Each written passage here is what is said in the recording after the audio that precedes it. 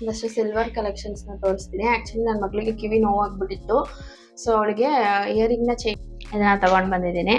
Design ಹೇಗಿದೆ ಅಂತ ಹೇಳ್ಬಿಟ್ಟು ಕಾಮೆಂಟ್ಸ್ ಮಾಡಿ, ಬಿಕಾಸ್ ಇನ್ನೂ ಕಮ್ಮಿ ಆಗುತ್ತೆ ಅಂತ ಹೇಳ್ತಾ ಇದ್ದಾರೆ. ಸೊ ತುಂಬ ಲೈಟ್ ವೆಯ್ಟ್ ಹುಡುಕ್ತಿದ್ದೀನಿ ನಾನು ಯಾವಾಗಲೂ ಅಂಗಡಿಗೆ ಹೋದರೆ, ಸಣ್ಣದಾಗಿರ್ಬೇಕು ನನಗೆ ಹಾಕೊಳ್ಳೋದಕ್ಕೆ.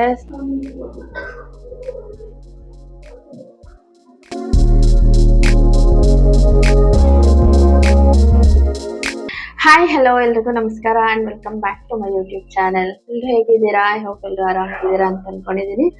ಸೊ ಗೈಸ್, ಇವತ್ತು ಸಂಡೇ ಮಧ್ಯಾಹ್ನದ ಮೇಲೆ ವ್ಲಾಗ್ನ ಸ್ಟಾರ್ಟ್ ಮಾಡ್ತಾ ಇದ್ದೀನಿ. ಈ ತಾನೇ ನಾನು ಫ್ರೆಶ್ ಅಪ್ ಆಗ್ಬಿಟ್ಟು ಬಂದೆ. ಇವತ್ತು ನನ್ನ ಮಗಳ ಸ್ಕೂಲಲ್ಲಿ ಆ್ಯನ್ಯಲ್ ಡೇ ಫಂಕ್ಷನ್ ನಡೀತಾ ಇದೆ. ಸೊ ಅವಳನ್ನು ಕೂಡ ಕರ್ಕೊಂಡು ಹೋಗ್ಬೇಕು. ಅವಳು ಇನ್ನೂ ರೆಡಿ ಆಗಿಲ್ಲ, ರೆಡಿ ಆಗ್ತಾ ಇದ್ದಾಳೆ. ಸೊ ಅಷ್ಟರಲ್ಲಿ ನಾನು ವ್ಲಾಗ್ನ ಸ್ಟಾರ್ಟ್ ಮಾಡೋಣ ಅಂತ ಹೇಳ್ಬಿಟ್ಟು ಸ್ಟಾರ್ಟ್ ಮಾಡಿದ್ದೀನಿ.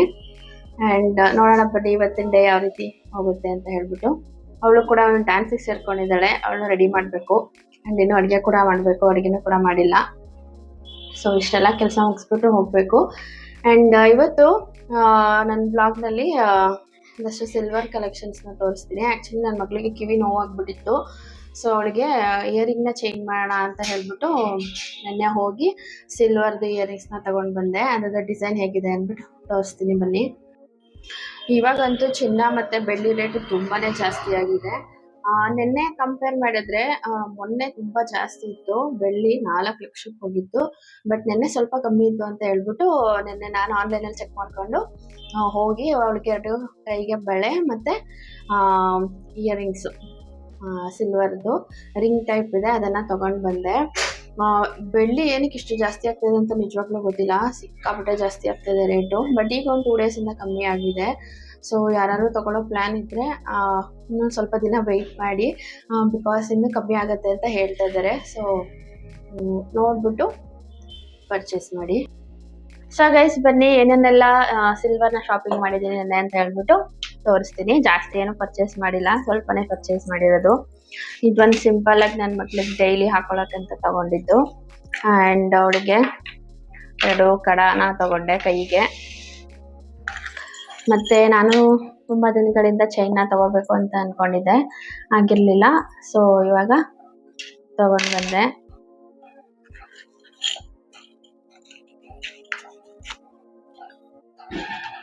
ನೆಕ್ಸ್ಟು ಅವಳಿಗೆ ಕಿವಿಗೆ ಈ ರೀತಿ ಸಿಂಪಲಾಗಿ ಇಯರಿಂಗ್ಸ್ನ ತೊಗೊಂಡು ಬಂದಿದ್ದೀನಿ.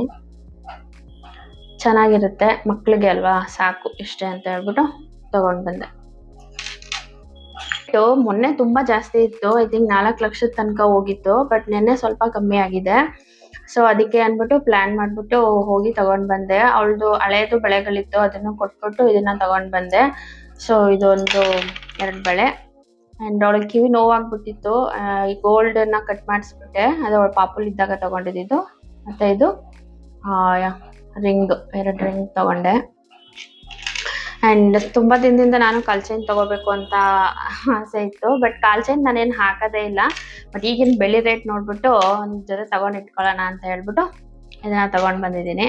ಡಿಸೈನ್ ಹೇಗಿದೆ ಅಂತ ಹೇಳ್ಬಿಟ್ಟು ಕಾಮೆಂಟ್ಸ್ ಮಾಡಿ. ಆ್ಯಂಡ್ ನೀವು ಯಾರಾದರೂ ಬೆಳ್ಳಿ ಅಥವಾ ಚಿನ್ನ ಶಾಪಿಂಗ್ ಮಾಡಬೇಕು ಅಂತಿದ್ರೆ ಸ್ವಲ್ಪ ದಿನ ವೆಯ್ಟ್ ಮಾಡ್ಬೋದು ಅಂತ ನಾನು ಹೇಳ್ತೀನಿ. ಬಿಕಾಸ್ ಎಲ್ಲ ಕಡೆ ಆನ್ಲೈನಲ್ಲೆಲ್ಲ ಹೇಳ್ತಾ ಇದ್ದಾರೆ ಸ್ವಲ್ಪ ಕಮ್ಮಿ ಆಗುತ್ತೆ ಪ್ರೈಸು ಅಂತ ಹೇಳ್ಬಿಟ್ಟು. ಸೊ ವೆಯ್ಟ್ ಮಾಡಿಬಿಟ್ಟು ಪರ್ಚೇಸ್ ಮಾಡಿ. ಆ್ಯಂಡ್ ಈ ಡಿಸೈನ್ಸ್ ಹೇಗಿದೆ ಅಂತ ಹೇಳ್ಬಿಟ್ಟು ಕಾಮೆಂಟ್ಸ್ ಮಾಡಿ ಗೈಸ್. ಸೊ ಗೈಸ್, ನನ್ನ ಚಾನಲ್ಗೆ ಇನ್ನೂ ಯಾರೆಲ್ಲ ಸಬ್ಸ್ಕ್ರೈಬ್ ಮಾಡ್ಕೊಂಡಿಲ್ಲ ಪ್ಲೀಸ್ ಸಬ್ಸ್ಕ್ರೈಬ್ ಮಾಡ್ಕೊಳ್ಳಿ. ಆ್ಯಂಡ್ ಈ ವಿಡಿಯೋ ಇಷ್ಟ ಆದರೆ ಲೈಕ್ ಮಾಡಿ, ಶೇರ್ ಮಾಡಿ ಆ್ಯಂಡ್ ಕಾಮೆಂಟ್ಸ್ ಮಾಡಿ. ನಂದು ಓಲ್ಡ್ ವಿಡಿಯೋಸ್ ಅಂದರೆ ಲಾಂಗ್ ಹಾರ ತೊಗೊಂಡಿದ್ದು ಮತ್ತು ಇನ್ನೂ ಒಂದು ಯಾವುದೋ ವಿಡಿಯೋ ತುಂಬ ಚೆನ್ನಾಗಿ ಬಂದಿದ್ದು ರೆಸ್ಪಾನ್ಸ್ ಸಿಕ್ಕಿದೆ. ಸೊ ಎಲ್ರಿಗೂ ಥ್ಯಾಂಕ್ಸ್. ಆ್ಯಂಡ್ ಸಬ್ಸ್ಕ್ರೈಬ್ ಮಾಡ್ಕೊಳ್ಳದೆ ನೋಡ್ತಾ ಇರೋರು ಸಬ್ಸ್ಕ್ರೈಬ್ ಮಾಡಿಕೊಂಡು ನೋಡಿ ಅಂತ ಕೇಳ್ಕೊಳ್ತೀನಿ. ಇನ್ನು ಮಿಡಲ್ ಕ್ಲಾಸ್ ಜನಗಳು ಚಿನ್ನ ಮತ್ತು ಬೆಳ್ಳಿನ ನಿಜವಾಗ್ಲೂ ತೊಗೊಳಕ್ಕಾಗಲ್ಲ ಅನಿಸುತ್ತೆ. ಅಷ್ಟು ರೇಟ್ ಜಾಸ್ತಿ ಆಗಿಬಿಟ್ಟಿದೆ, ಕೈಗೆ ಎಟ್ಕಲ್ಲ ಆ ಮಟ್ಟಿಗೆ ಹೋಗಿದೆ. ಯಾವಾಗ ಜಾಸ್ತಿ ಆಗುತ್ತೆ ಯಾವಾಗ ಕಮ್ಮಿ ಆಗುತ್ತೆ ಅಂತ ನಿಜ ಗೊತ್ತೇ ಆಗಲ್ಲ. ಸೊ ಗೈಸ್, ನೋಡಿದ್ರಲ್ಲ, ಇಷ್ಟೆಲ್ಲ ಸಾಮಾನ ಪರ್ಚೇಸ್ ಮಾಡಿದೆ. ಇದಿಷ್ಟ ನನಗೆ ತುಂಬ ಇಷ್ಟ ಆಗಿದ್ದು ಇದು ಚೈನು. ತುಂಬ ಲೈಟ್ ವೆಯ್ಟ್ ಹುಡುಕ್ತಿದ್ದೀನಿ ನಾನು ಯಾವಾಗಲೂ ಅಂಗಡಿಗೆ ಹೋದರೆ, ಸಣ್ಣದಾಗಿರಬೇಕು ನನಗೆ ಹಾಕೊಳ್ಳೋದಕ್ಕೆ.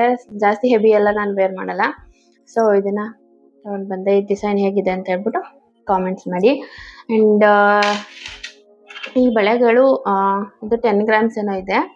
ಆ್ಯಂಡ್ ಇಯರಿಂಗ್ ಬಂದು ಇದು ಪೀಸ್ ಲೆಕ್ಕ ಕೊಡ್ತಾರೆ, ಗ್ರಾಮ್ಸ್ ಲೆಕ್ಕ ಏನೂ ಅಲ್ಲ. ಇದು ಎರಡಕ್ಕೂ 850 ರುಪೀಸ್ ಏನೋ ತೊಗೊಂಡ್ರು ಅಷ್ಟೇನೆ. ಆ್ಯಂಡ್ ಈ ಚೈನಿಗೆ ಎಷ್ಟಾಯಿತು ಅಂತ ಗೊತ್ತಿಲ್ಲ, ಬಿಕಾಸ್ ಹಳೆ ಚೈನ್ನ ಹಾಕ್ಬಿಟ್ಟು ಇದನ್ನು ತಗೊಂಡಿದ್ದು. ಸೊ ಅದ್ರದ್ದು ಎಕ್ಸಾಕ್ಟ್ ಎಷ್ಟಾಯಿತು ಅಂತ ಗೊತ್ತಿಲ್ಲ. ಆ್ಯಂಡ್ ನಂದು ಇನ್ನು ಸಿಲ್ವರ್ ಕಲೆಕ್ಷನ್ಸ್ ಒಂದು ಸಪ್ರೇಟ್ ವಿಡಿಯೋ ಮಾಡಿ ಹಾಕ್ತೀನಿ. ಬೆಳ್ಳಿದು ಲೋಟ ಮತ್ತು ಬಟ್ಲು ಅದನ್ನು ಒಂದ್ಸಲಿ ಪರ್ಚೇಸ್ ಮಾಡಿದ್ದೆ. ಸೊ ಅದ್ರದ್ದೇ ಒಂದು ಸಪ್ರೇಟ್ ವಿಡಿಯೋ ಮಾಡಿಬಿಟ್ಟು ಹಾಕ್ತೀನಿ. ಸೊ ಯಾರಾದರೂ ಪರ್ಚೇಸ್ ಮಾಡೋರಿದ್ರೆ ಡಿಸೈನ್ಸ್ ನೋಡ್ಕೋಬೋದು. ಆ್ಯಂಡ್ ಇದೊಂದು ಸಣ್ಣದು ನೋಸ್ ಪಿನ್ ತೊಗೊಂಡಿದ್ದೀನಿ, ನೋಡ್ತಾ ಇರ್ಬೋದು ನೀವು, ಕಾಣಿಸ್ತಿಲ್ಲ ಅಂತ ಅನಿಸುತ್ತೆ. ತುಂಬ ಸಣ್ಣದು, ಜಾಸ್ತಿ ದಪ್ಪ ನಾನು ಹಾಕಲ್ಲ. ಸೊ ಸಣ್ಣದೊಂದು ನೋಸ್ ಪಿನ್ನ ತೊಗೊಂಡು ಬಂದಿದ್ದೀನಿ. ಫಸ್ಟ್ ಎಲ್ಲ 350-400ಗೆಲ್ಲ ಇತ್ತು. ಈಗ ಇದು ಒಂದೇ ನೋಸ್ ಪಿನ್ನಿಗೆ 800-900 ಕೊಟ್ಟಿದ್ದೀನಿ. ಸೊ ಇದೇ ರೀತಿ ಆಗ್ಬಿಟ್ರೆ ಹೆಂಗೆ ಜೀವನ ಮಾಡೋದು ಹೇಳಿ, ತುಂಬ ಕಷ್ಟ. ಸೊ ಈಗ ಅಡುಗೆ ಮಾಡೋಕ್ಕೆ ಹೋಗಬೇಕು ಗೈಸ್. ಅಡುಗೆ ಮಾಡಿಟ್ಬಿಟ್ಟು ನನ್ನ ಮಕ್ಕಳನ್ನ ಫಂಕ್ಷನ್ ಕರ್ಕೊಂಡು ಹೋಗಬೇಕು. ಸೊ ಅಲ್ಲಿಂದ ಬರೋದು ಐ ಥಿಂಕ್ ಈವ್ನಿಂಗ್ ಆಗುತ್ತೆ ಅಂತ ಅನಿಸುತ್ತೆ. ಫಂಕ್ಷನ್ ಎಲ್ಲ ಮುಗಿಸ್ಕೊಂಡು 4 o'clockಗೆ ಫಂಕ್ಷನ್ ಸ್ಟಾರ್ಟ್ ಆಗುತ್ತೆ. ಫಂಕ್ಷನ್ ಎಲ್ಲ ಮುಗಿಸ್ಕೊಂಡು ಬಂದು ಊಟ ಮಾಡಿಬಿಟ್ಟು ಮಲ್ಕೊಳ್ಳೋದೆ, ಅದೇ ಇವತ್ತಿನ ವ್ಲಾಗ್. ಸೊ ಗೈಸ್, ಈ ವಿಡಿಯೋ ಇಷ್ಟ ಆದರೆ like, share, comments and don't forget to subscribe to my channel. ನಮ್ಮ ಮಂಡ್ಯ ಸ್ಟೈಲಲ್ಲಿ ಮಟನ್ ಸಾಂಬಾರನ್ನ ಹೇಗೆ ಮಾಡ್ತಾರೆ ಅಂತ ಇವತ್ತು ತೋರಿಸ್ತೀನಿ. ಸಿಂಪಲ್ ಇಂಗ್ರೀಡಿಯೆಂಟ್ಸ್ ಅಷ್ಟೇ, ತುಂಬ ಬೇಗನೂ ಆಗಿಬಿಡುತ್ತೆ. ಸೊ ಎಳೆ ಮಟನ್ ಇದ್ದರೆ ತುಂಬಾ ಚೆನ್ನಾಗಿ ಬರುತ್ತೆ ಸಾಂಬಾರು. ಏನೇನು ಸಾಮಾನು ತೊಗೊಳ್ತೀನಿ ಅಂತ ಹೇಳ್ಬಿಟ್ಟು ಈಗ ತೋರಿಸ್ತೀನಿ ಬನ್ನಿ. 1/2 kg ಮಟನ್ಗೆ ನಾನು ಸಾಮಾನುಗಳನ್ನ ತೋರಿಸ್ತಾ ಇದ್ದೀನಿ. ಸ್ವಲ್ಪ ಬೆಳ್ಳುಳ್ಳಿ, ಒಂದು ಮೀಡಿಯಮ್ ಸೈಜ್ ಬೆಳ್ಳುಳ್ಳಿ ತೊಗೊಂಡಿದ್ದೀನಿ, 1 ಮೀಡಿಯಮ್ ಸೈಜ್ ಈರುಳ್ಳಿ, ಇಷ್ಟೇ. ಹುರ್ಗಡ್ಲೆ, ಸಾಂಬಾರು ಸ್ವಲ್ಪ ಗಟ್ಟಿ ಬರುತ್ತೆ, ಚೆನ್ನಾಗಿರುತ್ತೆ ಅಂತ. ಚಕ್ಕೆ ಲವಂಗ ಇಷ್ಟೇ, ನಾನು ಜಾಸ್ತಿ ಯೂಸ್ ಮಾಡೋದೇ ಇಲ್ಲ. ಸ್ವಲ್ಪ ಕರಿಬೇವಿನ ಸೊಪ್ಪು, ಸ್ವಲ್ಪ ಪುದೀನ ಸೊಪ್ಪು ಮತ್ತು ಕೊತ್ತಂಬರಿ ಸೊಪ್ಪು. ಇದಕ್ಕೆ ನಾನು ಮನೆಯಲ್ಲೇ ಮಾಡಿಟ್ಕೊಂಡಿರೋ ಸಾಂಬಾರು ಪೌಡ್ರನ್ನ ಆ್ಯಡ್ ಮಾಡ್ತೀನಿ. ಇಷ್ಟನ್ನು ಹಾಕೊಂಡ್ಬಿಟ್ಟು ಸ್ವಲ್ಪ ಕಾಯಿ ತುರಿ ಮಿಸ್ ಆಗಿದೆ ಇಲ್ಲಿ, ಸ್ವಲ್ಪ ಕಾಯಿ ತುರಿ ಹಾಕ್ಕೊಂಡು ಮಸಾಲೆನ ರೆಡಿ ಮಾಡ್ಕೊಳ್ಳೋದು. ನೋಡೋಣ ಯಾವ ರೀತಿ ಮಾಡೋದು ಅಂತ ಹೇಳ್ಬಿಟ್ಟು.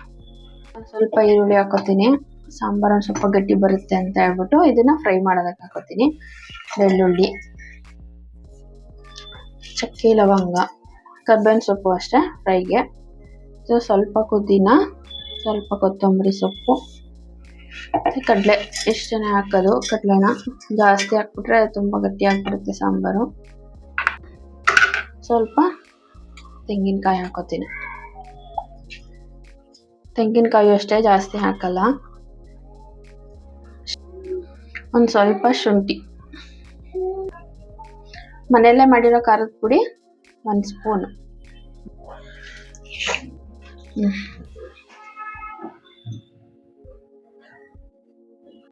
ಸೊ ಗೈಸ್, ನೋಡ್ಬೋದು ಮಟನ್ ಎಷ್ಟು ಫ್ರೆಶ್ ಆಗಿದೆ. 1/2 kg ಮಟನ್, ಫ್ರೆಶ್ ಮಟನ್. ಇದೇನೋ ನಲ್ಲಿ ಮೂಳೆ ಬೇರೆ ಹಾಕ್ಸ್ಕೊಂಡ್ ಬಂದವ್ರೆ.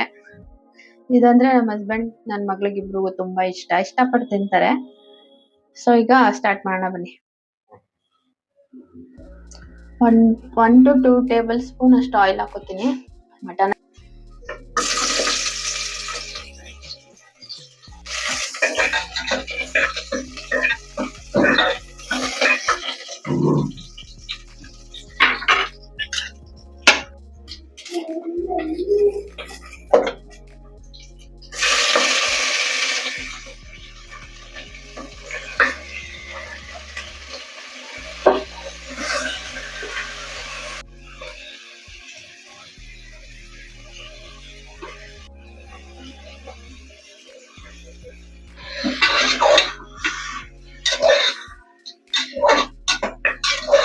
ನಿಮ್ಗೆ ಯಾವುದೇ ಸಾಂಬಾರು ಟೇಸ್ಟ್ ಚೆನ್ನಾಗಿ ಬರಬೇಕು ಅಂದರೆ ನೀವು ಎಷ್ಟು ಮಟ್ಟಿಗೆ ಫ್ರೈ ಮಾಡ್ತೀರಾ ಅನ್ನೋದು ಇಂಪಾರ್ಟೆಂಟು. ಚಿಕನ್ ಆಗಿರ್ಬೋದು, ಮಟನ್ ಆಗಿರ್ಬೋದು, ಅದು ಎಣ್ಣೆ ಬಿಡೋವರೆಗೂ ಡ್ರೈ ಫ್ರೈ ಮಾಡಲೇಬೇಕು. ಅವಾಗ ನೀವು ಹೆಂಗೆ ಸಾಮಾನು ಹಾಕಿದ್ರು ಸಾಂಬಾರು ಟೇಸ್ಟ್ ತುಂಬ ಚೆನ್ನಾಗಿ ಬರುತ್ತೆ.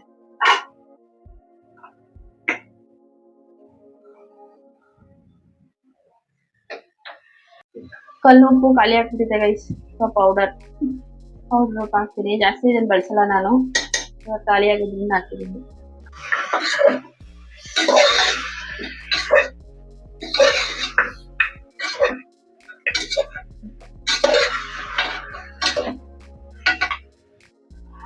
ಒಂದು ಟೊಮಾಟೋನ ಈ ರೀತಿ ಸಣ್ಣದಾಗಿ ಕಟ್ ಮಾಡಿ ಹಾಕೋತೀನಿ. ನಾನು ರುಬ್ಬಕ್ಕೇನು ಹಾಕಲ್ಲ, ಇದೇ ರೀತಿ ಹಾಕೊಳ್ತೀನಿ, ಚೆನ್ನಾಗಿರುತ್ತೆ. ಖಾರಕ್ಕೆ ಅಂತ ಹೇಳ್ಬಿಟ್ಟು ಅರ್ಧ spoon chilli powder. So guys, ಈಗ ಮಟನ್ನ ಫಸ್ಟು ನೀರು ಹಾಕೊಂಡು, ಅಂದರೆ ಅರ್ಧದಷ್ಟು ನೀರನ್ನ ಹಾಕೊಂಡು ಸಾಂಬಾರ್ಗೆ ಎಷ್ಟು ಬೇಕೋ ಅಷ್ಟು ಅರ್ಧದಷ್ಟು ನೀರು ಹಾಕೊಂಡು ಫಸ್ಟ್ ಒಂದು 3 ವಿಷಲ್ ಹಾಕ್ಸ್ಕೋಬೇಕು. ಅದಾದ್ಮೇಲೆ ಕಾಯಿ ಮಸಾಲೆ ರುಬ್ಕೊಂಡಿದೀವಲ್ಲ ಅದನ್ನ ಹಾಕೊಂಡು ನೀರು ಎಷ್ಟು ಬೇಕೋ ಅಷ್ಟನ್ನ ಜಾಸ್ತಿ ಮಾಡ್ಕೋಬಹುದು. ಸಾಂಬಾರು ಯಾವ ಅದಕ್ಕೆ ಬೇಕೋ ಅದಕ್ಕೆ. ಸೊ ಅವಾಗ ಸಾಂಬಾರು ಚೆನ್ನಾಗಿರುತ್ತೆ. ಮಟನ್ನು ಕೂಡ ಅಷ್ಟೇನೆ ತುಂಬಾ ಚೆನ್ನಾಗಿ ಫ್ರೈ ಆಗಿರುತ್ತೆ.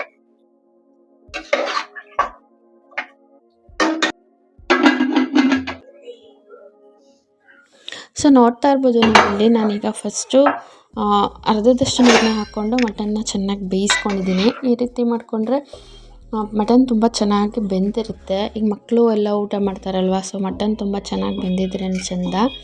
ಅದಕ್ಕೆ ನಾನು ಮೊದಲೇ ರುಬ್ಬಿಟ್ಕೊಂಡಿದ್ದು ಕಾಯಿ ಮಸಾಲೆನ ಹಾಕ್ಕೊಂಡು ಇನ್ನೊಂದು 2 ವಿಷಲ್ ಹಾಕ್ಸ್ಕೊಂಡಿದ್ದೀನಿ. Total 5 whistles ಹಾಕ್ಸ್ಕೊಂಡಿದ್ದೀನಿ.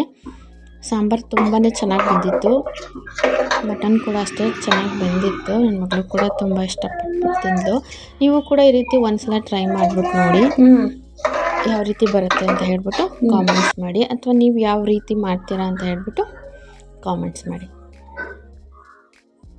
ಈ ರೀತಿ ಸಾಂಬಾರು ಮಾಡಿದಾಗ ಮುದ್ದೆ ಅಂತ ಕಂಪಲ್ಸರಿಯಾಗಿ ಮಾಡ್ತೀನಿ. ಬಟ್ ಅವತ್ತು ಟೈಮ್ ಆಗಿಬಿಟ್ಟಿತ್ತು, ಪುನರ್ವಿ ಸ್ಕೂಲ್ ಫಂಕ್ಷನ್ಗೆ ಹೋಗಬೇಕಿತ್ತಲ್ಲ, ಟೈಮ್ ಆಗಿಬಿಟ್ಟಿತ್ತು. ಸೊ ಅದಕ್ಕೆ ಮಧ್ಯಾಹ್ನ ಅಲ್ವಾ, ಮುದ್ದೆ ಏನು ಬೇಡ, ನೈಟ್ ಬಂದು ಮಾಡ್ಕೊಳ್ಳೋಣ ಅಂತ ಹೇಳ್ಬಿಟ್ಟು, ಹಾಗೆ ರೈಸ್ ಇತ್ತು, ರೈಸ್ನಲ್ಲೇ ಊಟ ಮಾಡಿಕೊಂಡು ಬೇಗ ಹೊರಡೋಣ ಅಂತ ಹೇಳ್ಬಿಟ್ಟು ಪ್ಲ್ಯಾನ್ ಮಾಡ್ಕೊಂಡು ಹೊರಡ್ತಾ ಇದ್ವಿ. ಮುದ್ದೆ ಇದ್ರೇ ಈ ಸಾಂಬಾರಿಗೆ ಚೆನ್ನಾಗಿರುತ್ತೆ ಜೊತೆಗೆ ಊಟ ಮಾಡೋದಕ್ಕೆ.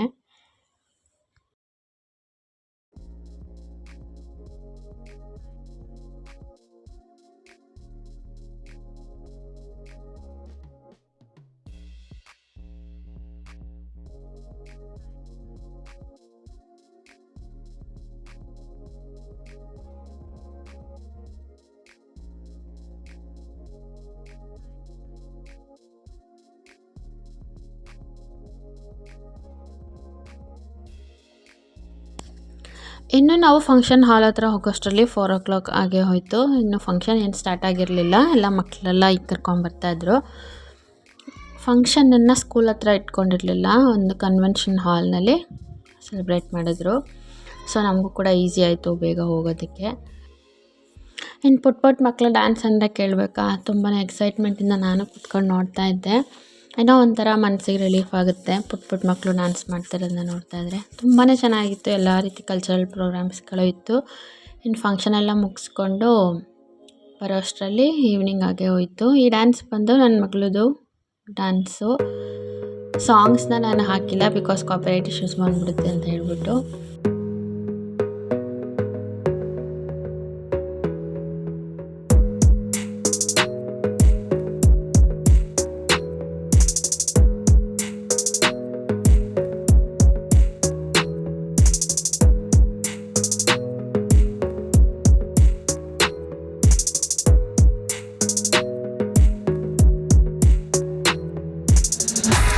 ಮಕ್ಕಳ ಜೊತೆ ಪೇರೆಂಟ್ಸ್ಗಳು ಕೂಡ ಡ್ಯಾನ್ಸ್ ಮಾಡಿದ್ರು, ತುಂಬಾ ಚೆನ್ನಾಗಿತ್ತು. ಸೊ ಗೈಸ್, ಇದಾಗಿತ್ತು ಇವತ್ತಿನ ವ್ಲಾಗ್. ಈ ವ್ಲಾಗ್ ಇಷ್ಟ ಆದರೆ do like, share and comments, and ನನ್ನ ಚಾನಲ್ಗೂ ಕೂಡ ಸಬ್ಸ್ಕ್ರೈಬ್ ಮಾಡ್ಕೊಳ್ಳಿ. ಸಿಗ್ತೀನಿ ಇನ್ನೊಂದು ವ್ಲಾಗ್ನಲ್ಲಿ. ಅಲ್ಲಿವರೆಗೂ take care. Thanks for watching this.